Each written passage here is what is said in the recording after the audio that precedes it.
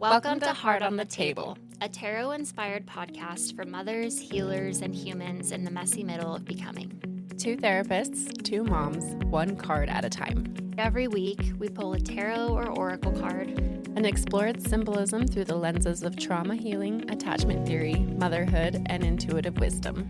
Together, we weave our clinical therapy knowledge with personal connections to motherhood, spirituality, magic, and womanhood.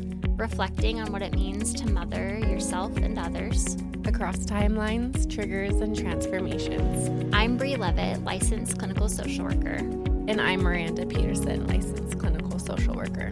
It's part sacred space, part cozy couch chat. Expect laughter, insight, and a whole lot of heart.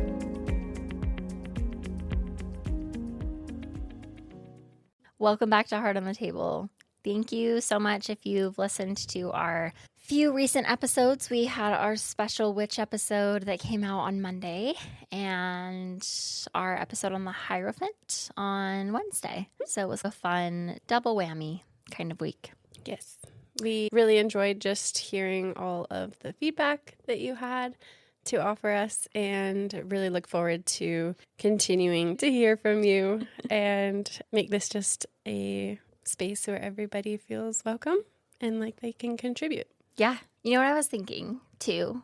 This can go in or not. We'll just see. This is Preemie Awareness Month.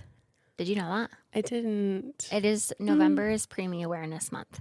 So I'm thinking about that because you mentioned feedback. And I think one of our listeners gave us feedback regarding some of my birth story. And I'm debating on whether or not I fully share my birth story on the podcast. So it just has me thinking about where that fits into sharing on the podcast, if that's something that more people are interested in hearing about. And I think as we're going on and thinking about how we create community between women, community between mothers, like giving a platform to share those kinds of stories is something that I'm thinking about, and I think is something that you're thinking about as well. So we'll get back to you on where we go from here with that kind of stuff. I guess we could say, if you're just finding our podcast, you should go back and start at the beginning as we're telling the story of the major arcana. I think that each episode is playing into the next.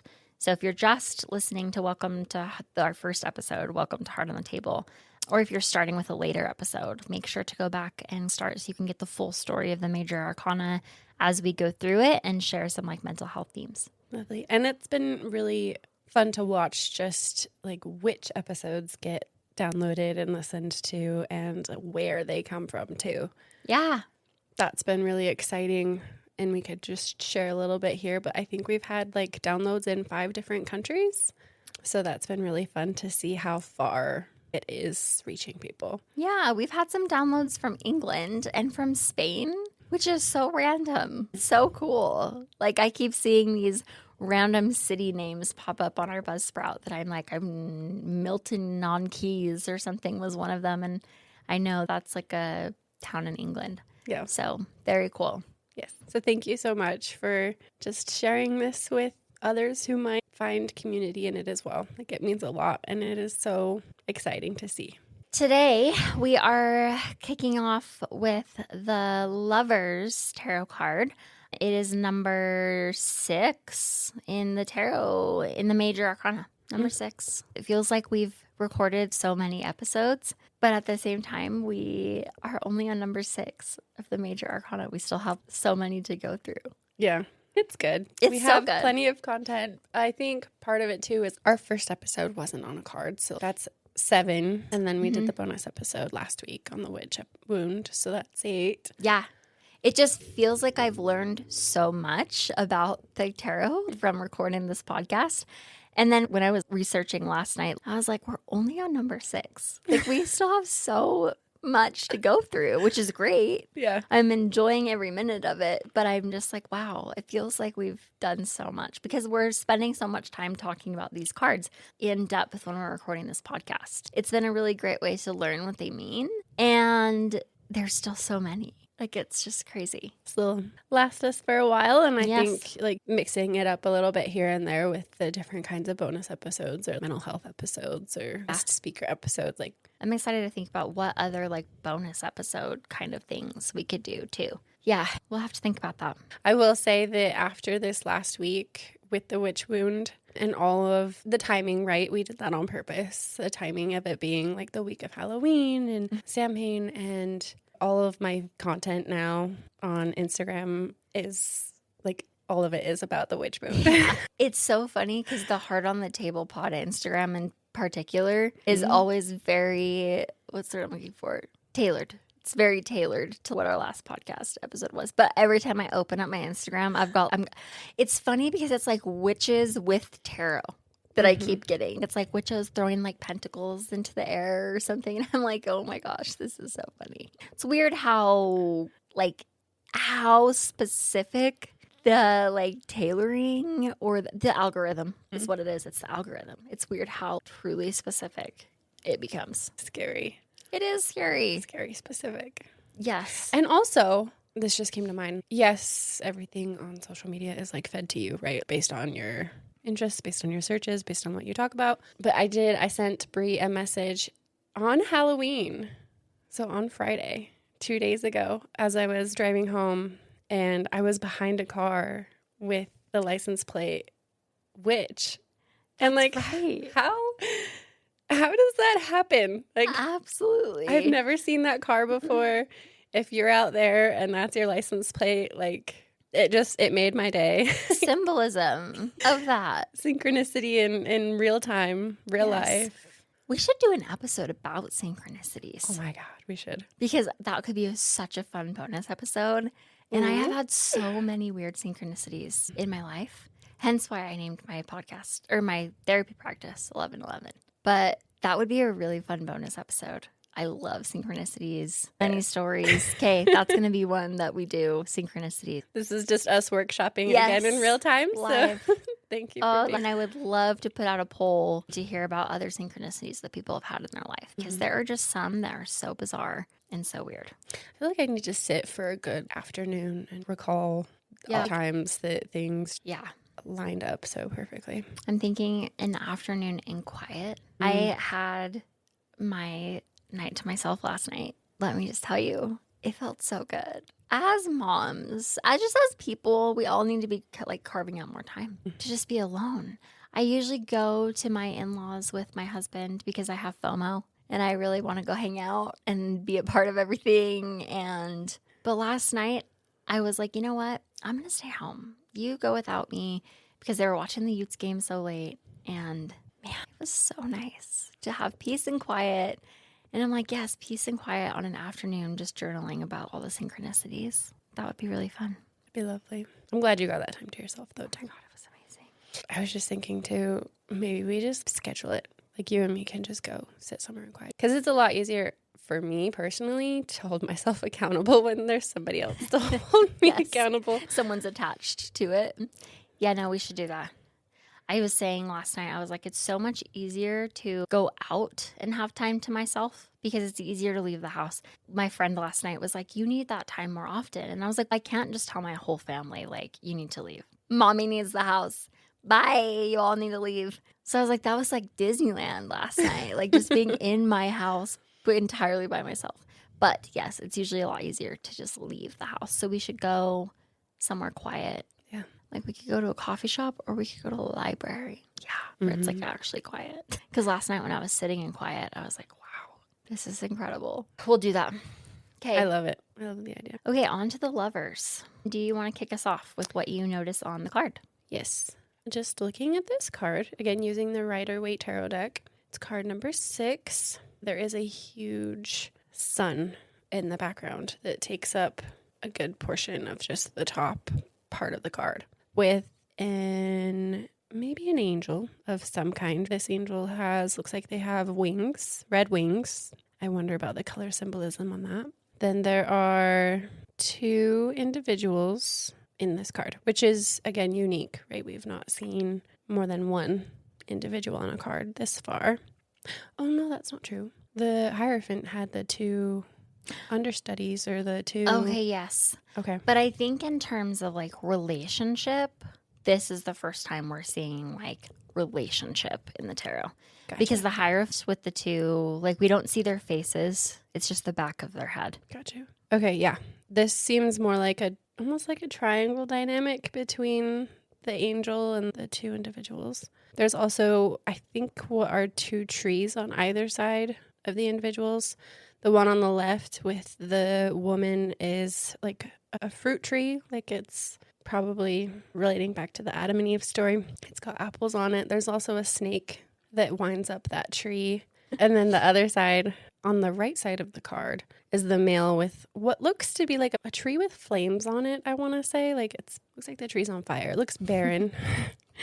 There's like several flames on that tree, or what I assume to be flames. I'm also curious about, okay, this card, majority of what we're probably going to be talking about is attachment. And also looking at this card in terms of an integration of opposites, an integration of masculine and inner feminine. I've noticed that the feminine is on the left side of the card and the masculine's on the right side of the card, which I think speaks to just their characteristics.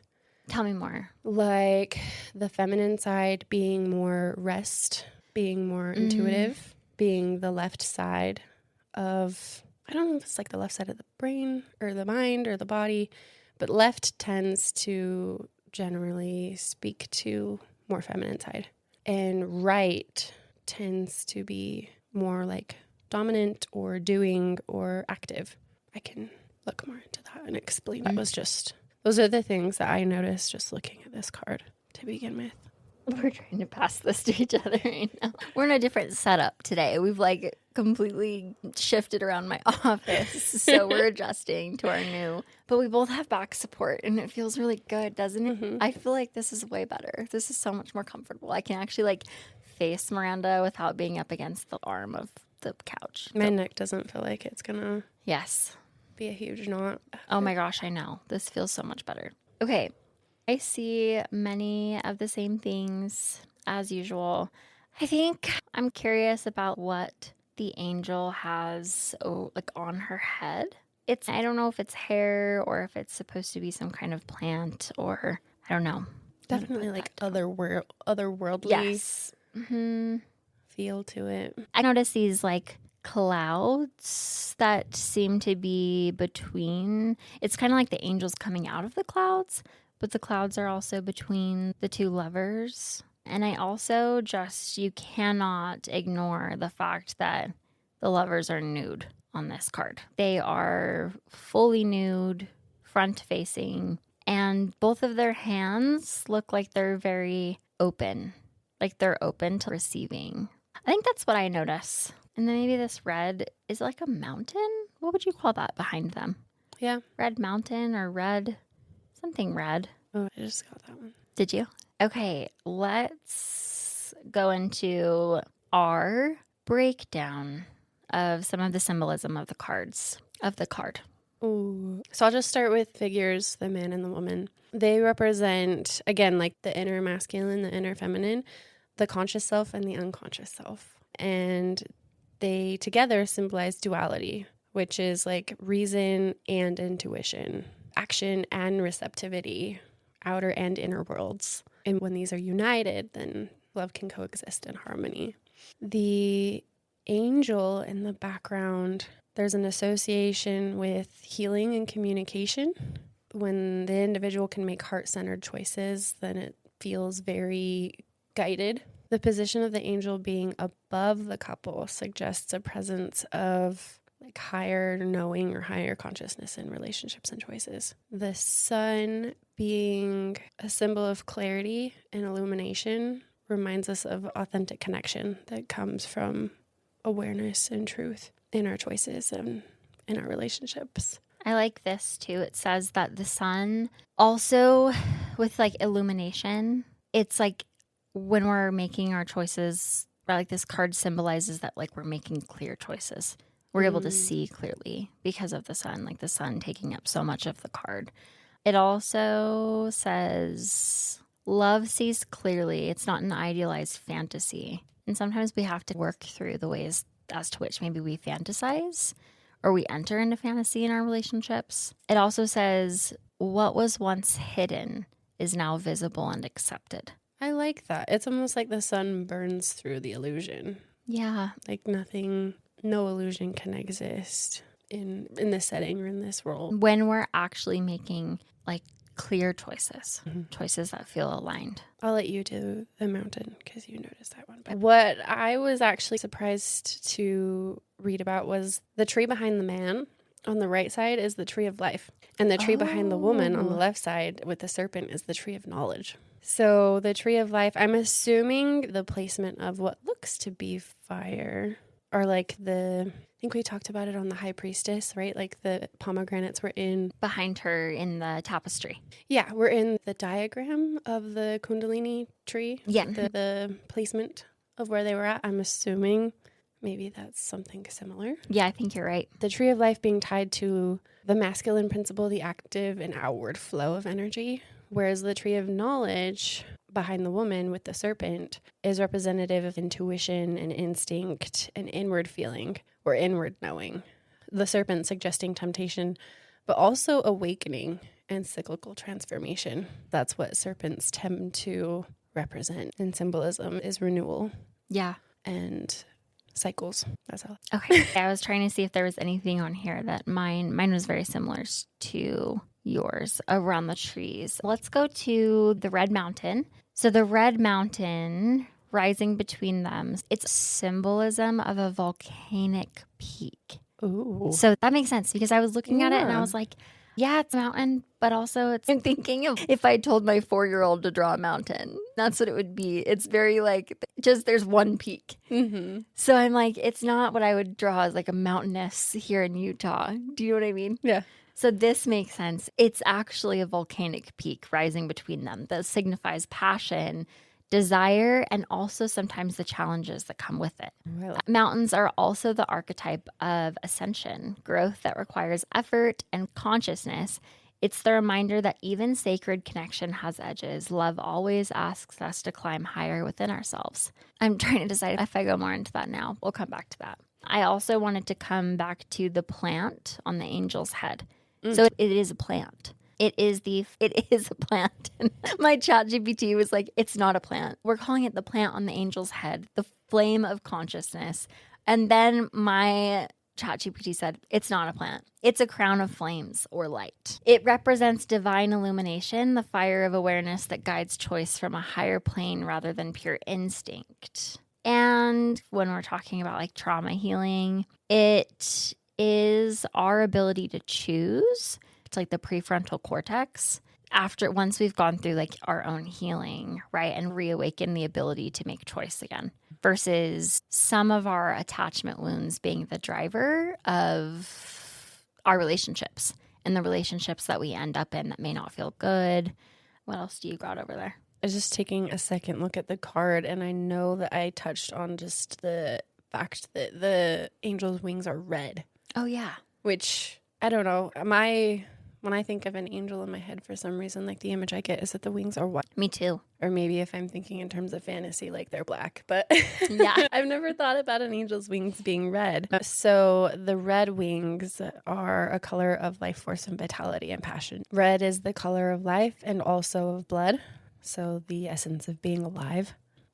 A little bit more of a side tangent, not a side tangent, but just a little bit more of a depth take is that in alchemy, which we've talked a little bit about alchemy before on previous episodes, but in alchemy, red is the final stage of transformation, the point where opposites unite and soul is reborn in full color. A union of opposites for this card defines the journey of individuation. As an individual, you have to maybe come to terms with or accept some of what you've been projecting onto maybe previous relationships and just really integrate those within yourself so that that isn't a projection, right? Like in relationship, whether it be romantic or platonic, we tend to project parts of ourselves onto other people because that is a part of ourselves that we haven't accepted within us, right? In relationship with another person, maybe we think that they're incredibly judgmental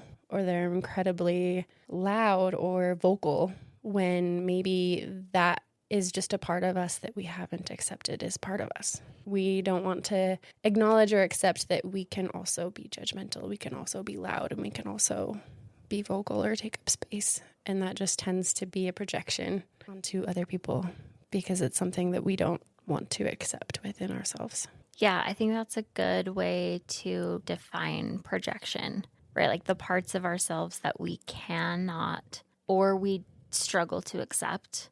We notice those and we too become judgmental of those in other people. I have a few more things here. I'm always interested in what the number attached to the card, if the number has a particular meaning. So 6 is the number of balance after disruption. In numerology, it represents union, reciprocity, and restoration. After the conflict and instability of 5, the Hierophant. I don't know if I would say the Hierophant represented conflict and instability. I mean, I guess it depends on your relationship to the spiritual. I think so. This just says after the conflict and instability of 5, and maybe of 5 as a number itself. 6 brings connection and synthesis, the coming together of mind and heart, masculine and feminine, conscious and unconscious. In healing terms, it's the moment we begin to trust relational safety again after the chaos of survival. The angel emerging from clouds represents the unseen or spiritual realm. Clouds often signal the air element, thoughts, beliefs, and communication. They remind us that while love feels physical, it's also mental and spiritual, shaped by perception and story. I thought of one more thing to say. Go ahead. I think this comes from the tarot reading that we had done a couple months ago now, is it? Yeah. Has it been that long? It's in August, I think. Oh, dear. Here we are in November. Yeah.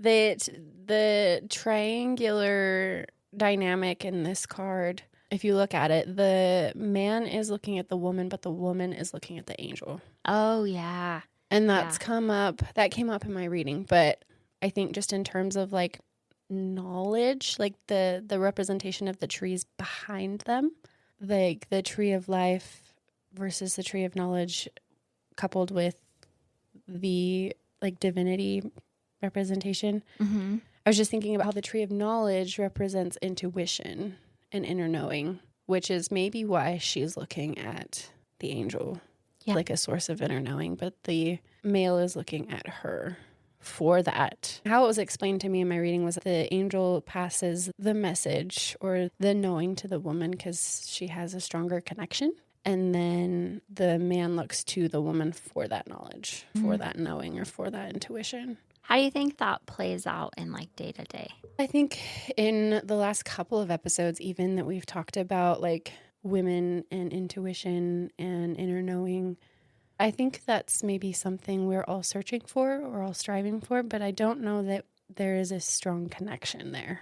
Just these days in general. Again, with the polls that we took on our Instagram stories, like how often are people listening to their intuition versus overriding it in favor of logical thought. So I think that if we're looking at these cards, again, is like they are representative of the human experience collectively, and they've withstood the test of time, right? Like that's maybe why we're searching for that intuition. Yeah. Why we're searching for that deeper meaning or that deeper knowing. It's there. I think we just, in this day and age, it's so hard to come by, just given all of the distractions or all of the pressures or all of the external stimuli. When we take all of that away, then what are we left with? And I think it can be scary at the same time too. I'm noticing that come up in a couple of like my client sessions, like sitting with oneself. Again, comes back to the what matters to you, right? Yeah. And I don't think a lot of us know. Yeah.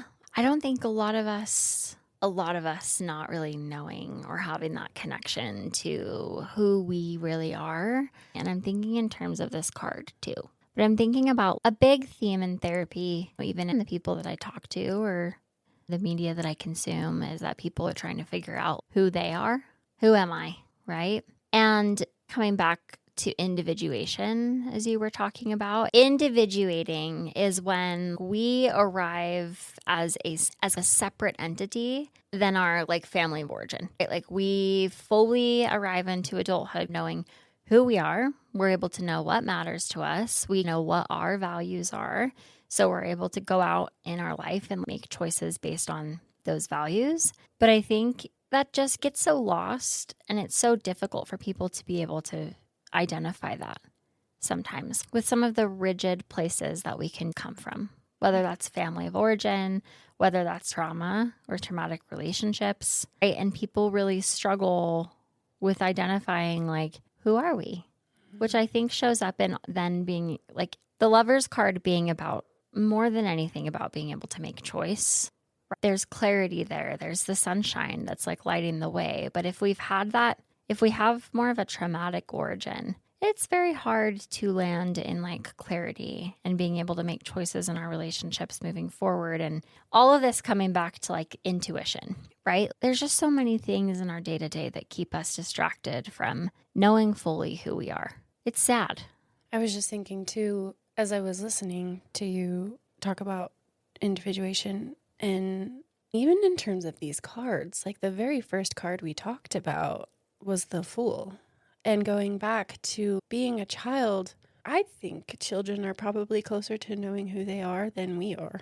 And as a child, as you grow up, you're socialized, right? And you're told what's good or what's not good or what's favorable. And you tend to, I think, there's a splitting process that happens in that, right? There are parts of yourself as a child that get cut off or lost or forgotten. And then I think it becomes about performance. Who do you want to be when you grow up? How the hell does a 6-year-old know what they want to be when they grow up? They don't know anything of the world at large, but Right. they know. My daughter right now wants to be a K-pop demon hunter. I think, again, it becomes performative, right? Get good grades in school, act a certain way, be friendly to all the other kids. It becomes very much a performance. And so I think even in my own experience, once I achieved all that I had wanted to achieve, right? I went to school.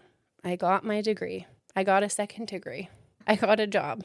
Like, I did all the things I was supposed to do. And I think that comes back to one of our listener questions that we had a couple weeks ago was like, I thought that I had to have my life planned out. We go through all of these steps. We reach what I thought for me was like the end goal and realized, oh, now what? Now what? I don't have a plan for after this. And I think that for me, looking at this card, again, I think we'll talk a little bit more about attachment and relationship and how that is impacted by how we're like the family of origin that we came from. But for me, like, what now? Right now, like my priority is raising my family, which I never ever thought in my wildest dreams that I would ever be a mom.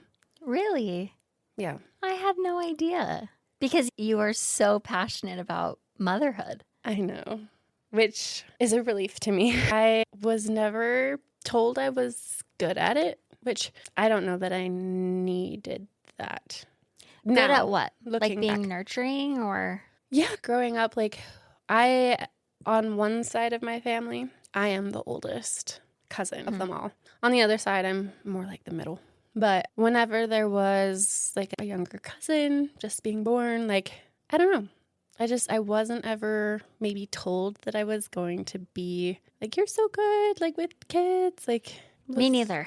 Never told that. And I specifically remember one instance. I was in my early 20s when one of my younger cousins was born, but I am not even kidding you. I went home that weekend and cried for an entire day. I remember it vividly. Like that day I mourned. I was just like, I'm never going to be a mom. Oh my gosh. And I cried about it so much. It was a very cathartic grieving experience. It was just like, I was not necessarily coming to the terms that it would never happen, but like grieving, I was grieving something. And maybe I still don't know exactly what I was grieving, but I did never think that this was going to be it for me. Again, right now, like that is my priority. And I love being a mom. It's hard. It is so hard, but it is also so rewarding. And I'm almost like reflectively looking back at it, I'm almost really glad that I was never told I was going to be good at it, because then I didn't have that expectation of myself. I can relate to that.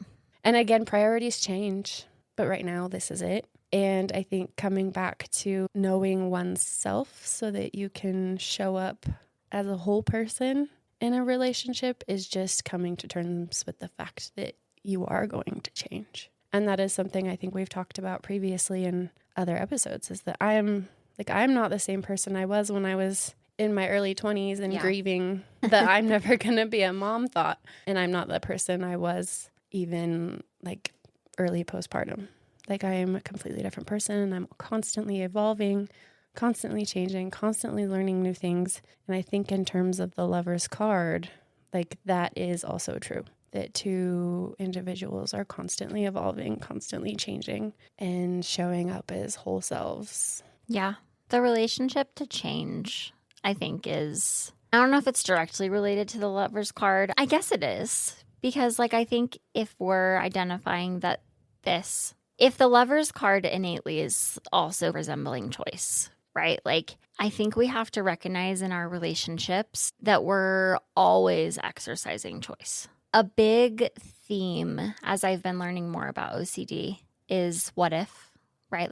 It's always what if in OCD thoughts, really. And one of those is, what if I'm making the wrong choice? What if I'm with the wrong person? What if there's somebody better out there for me? And they're always comparing their partner up against this. What if there's something better? And I think it's important that we recognize that we're always going to be changing. Like you just talking about how like you set out to achieve some things, you achieved all those things and then arrived at, okay, what now? And you're able to land in your what now, which is like focusing on being a mom. But I think when we're landing in our relationships, as this card really resembling like the first time that we're really focusing on the relational aspect of healing, is that we're going to be making a choice every day, whether that's like we're choosing to be with somebody, whether or not we're choosing to leave. But I think in our most like symbolically relationships that are supposed to last forever and ever, right?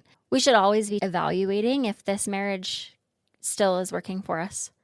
Are we choosing to show up for this person? Are we choosing to love this person? How are we choosing to exercise that every single day while also holding the duality of, there probably is somebody better, right? There's 8 billion people on this planet, but like you're choosing to be with this one person. I think that with clarity, as we do our own work, we heal from trauma, we heal from the wounds that have maybe kind of clouded our judgment historically, recognizing that like we have the freedom to be choosing every day, right? Like the person that you end up with, always taking evaluation. Is this relationship continuing to work? Does it tapping into your intuition? Does this relationship feel good? Because of course, if it doesn't, and of course, if it's dangerous or violent or emotionally abusive or abusive of any kind, like you should also be able to make the choice to leave. So we should be holding on to like, we evaluate our relationships, but also really recognizing that the relationships that we're in, we have to choose to be in them.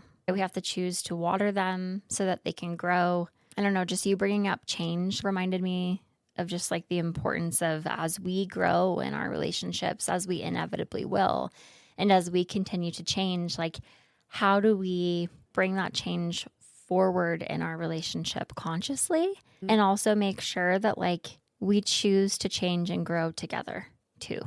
I love that. I think when you were saying there's going to be somebody better out there, and that's probably true. And I think too, if you're doing your own work, right? Everybody has the responsibility of doing their own work, doing their own trauma healing, doing their own integration of shadow, right? To be a more whole person. And yes, there might be a more whole person out there, but it is because they might be doing their work. And the choice to show up and to choose this other person, like I was just listening to the theme of change or the theme of cycle. There's definitely going to be moments in a relationship where it's not as passionate. Yeah. Or it's not as like vital. But again, does that serve you? Does that continue to benefit you? I was just thinking back to early postpartum and how even just before my firstborn was born, I was actively grieving the relationship that I had with my husband. There would be days where I would just sit on the couch or the stairs and have a good cry because I knew that our relationship was going to change and it wasn't going to be the same. And feeling like I was losing something, but also not knowing what came after. not knowing what came next. And thinking back on it now, that was a way for us to build strength. It was hard. Like the roommate stage of like early postpartum where you're just going through the motion and you're just washing bottles and like sharing a bed with your babies. Yes. That's where I'm at right now. Like even that in the moment, again, feels like it's going to last forever. Like I remember early postpartum sitting in a rocking chair because that was the only way that he would fall asleep, my little baby. And I couldn't set him down because he'd wake up and cry, and actively grieving. Like there was a part of me that like I was losing, that I had lost right then. I couldn't be out in the living room doing what I was normally doing. And I would grieve that. And after a while of grieving that, I also realized that the part of my mind that reminded me of the opposite what if, reminded me that this isn't going to last forever either. It feels that way, right? The days are long and the years are short. Is that cliche saying? Like all cliche sayings, I think most of them are very true. They are. I'm only coming to realize that now. But even in this card, like the cyclical nature of relationships, and I think the constant asking yourself, is this still working for me, is important. And it's not a question that you just have to ask once. It's a question that you have to ask often. And also thinking about, okay, you brought up passion, and I'm thinking about the volcano back here being like, yes, like relationships can be volcanic, right? But you bringing up passion reminds me of the intensity versus intimacy thing that I was talking about. Because when we have had traumatic attachment growing up, where relationships felt intense, right? Where maybe we would bring our voices forward in our families of origin and we were met with criticism or defensiveness or a lot of just intensity, or maybe mom and dad or mom and mom or dad and dad, their relationship was quite intense. And maybe we really hated that. And we knew when we were younger, we were going to grow up and we were going to choose differently for ourselves. But yet we're continuing to find ourselves in relationship after relationship that are quite intense. Right? Or we maybe have some element of like dysfunction, and yet we continue to choose that. It's important to recognize that we are so comfortable with that, right? We're so comfortable with intensity feeling like love. Because the thing that I've noticed in being a therapist is even people who come from the most egregiously abusive of situations, they still have this desperate longing for mom or for dad, where I'm like, we can sit forever about like the importance of walking away from the relationship to mom. And people really struggle with that. And I'm talking about like when there's active abuse continuing to go on, right? And I always tell every single client, I do not have the expectation that you cut off your parent. It's not what I'm trying to do out here. And most importantly, you get to make that decision. I'm not judging you for continuing to go to mom's every weekend where you are actively emotionally harmed. Anyway, coming back to just if those were what our relationships looked like, even if we identify logically, that doesn't feel good. We don't want a relationship like that. Our like internal framework of love is intensity. That's the first relationship that we ever knew. It was one that was very emotionally intense or had some emotional abandonment. Then we show up in our adulthood in these relationships that are just like that. And we might be identifying like, I don't like this. I want to do differently. But man, time after time, I keep choosing these kinds of relationships. And that's where I'm like, we have to at some point recognize that passion is not intensity. Like they are different. And whenever I talk about that with clients, they're like, but what do you mean? Like passion is supposed to be intense. And I'm like, sure. Like I think at the beginning of a relationship, I'm thinking about when I started dating my husband. I had this thing that kept happening where my ears would turn bright red and they would be like burning. Like I would get a text message from him and I would start blushing so hard. I was like, I need to go to the doctor because my ears keep turning bright red. And it makes me laugh to even think back on that because we're just in such a different, we're in the roommate phase right now. That was very passionate. Like I would be out and about and my ears would be turning bright red because I was feeling so many like things in my body just at the beginning of our relationship. Like I can feel it happening right now just thinking back on it. And to me, like I did not come. I had a good half and half. Like my mom, that relationship, I think, gave me a good framework of like relationships going forward. Maybe an anxious one. But my stepmom, she was very emotionally intense. So I had this half, and I can very much feel in my own attachment system when I'm in a relationship, like I historically may have been, that was more intense in a weird way versus being in this one that's actually passionate. And I would say being in a relationship that is passionate versus intense or intimate versus intense, there is mutual ongoing respect of one another. When you're in conflict, when you're at your most dysregulated, you're still able to move through that without it turning into a big blowout, right? Like a big, intense shouting match or silent treatment or whatever it might be. Passion, it doesn't feel dangerous. It doesn't feel like we're on the edge of our seat. Are we going to be abandoned? Is this person are they going to text me back? But I think that the mutual respect piece is the most important thing to be recognizing as we move forward in our adult relationships and we're trying to choose something differently from those that were intense, like our family of origin. Right? Asking ourselves, do we feel respected? Do we feel like we can bring our emotions forward and they're met with, our partner doesn't always have to agree with us, but are we walking away from those instances feeling heard, feeling like, for the most part, understood, feeling like there was room for discussion, right? Or are we just feeling like that's just not the case? This is one that people really struggle with, is the passionate or intimate versus intensity. So I'm like, we have to recognize the difference between passion versus harmful intensity in our relationships. Yeah. I think too, the thoughts that came up were, again, speaking to like intimacy versus intensity. And even just the card that we talked about last week, I think it was, but strength coming from compassion and not from fear. Is this fear-based or is this compassionate vulnerability? The other thing that came up for me listening to you talk about intimacy versus intensity was maybe I've seen this come up a couple of times in my own work with clients, is just is this what I need or is this what I think I deserve? Yeah. With regards to like the family of origin attachment style and that showing up in a partner. Is this what I think I deserve based on where I came from? Or is this what I need? And how different are the two? It reminds me of when I was like, I don't remember when The Perks of Being a Wallflower came out, but I just remember watching that movie. And when she said, we accept the love we think we deserve, I was just like, ugh. I love that movie. Me too. And I saw that it was a banned book. I'm not surprised. I feel like every single book out there is a banned book. I know. I think that there is something to be lost because that is really such a good book, movie, whichever. Yeah. It's important. And the fact that like people are trying to erase that. Yeah. If you haven't read it, haven't watched it.